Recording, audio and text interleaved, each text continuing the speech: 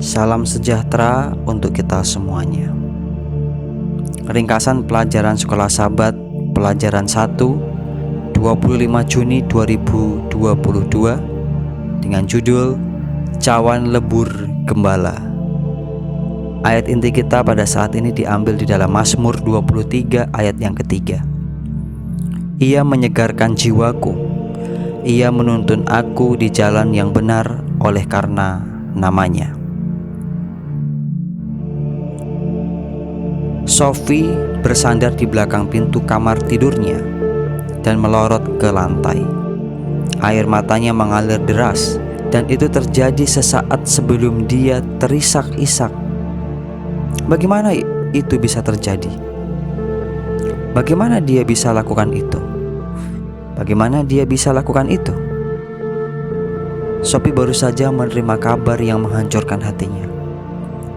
Seorang yang ia pikir adalah seorang teman, seorang yang dia hormati dan ia percayai, menyebarkan gosip buruk tentang dia untuk merusak reputasinya dan pekerjaan yang telah ia lakukan.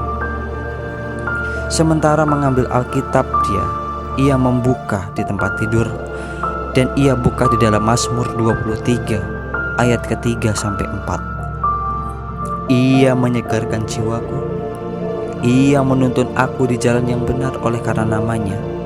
Sekalipun aku berjalan dalam lembah kekelaman, aku tidak takut bahaya, sebab engkau besertaku. Gadamu dan tongkatmu itulah yang menghibur aku.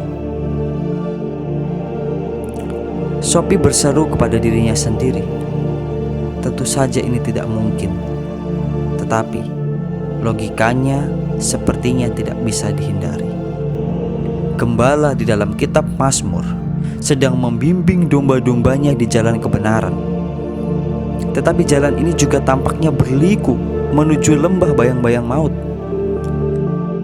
Kita memerlukan gembala. Gembala yang tidak akan membiarkan domba-dombanya kelaparan. Gembala yang tidak akan menuntun domba-dombanya ke jalan yang penuh dengan derita.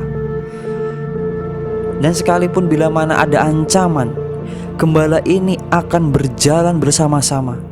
Bahkan ia akan menggunakan gada dan tongkatnya untuk melindungi domba-dombanya. Pelajaran kita saat ini berbicara mengenai cawan lebur gembala.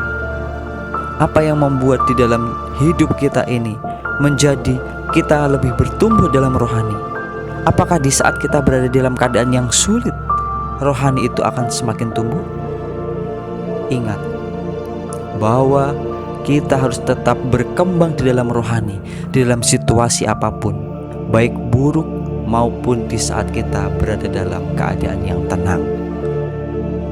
Tuhan tidak mau supaya kita berkembang di dalam rohani ketika kita berada dalam kesulitan. Tuhan mau supaya kita terus bertumbuh di dalam rohani kita, di dalam keadaan yang baik sekalipun. Kiranya Tuhan menyegarkan jiwa kita, kiranya Tuhan menuntun kita di jalan yang benar oleh karena namanya adalah benar. Tuhan memberkati.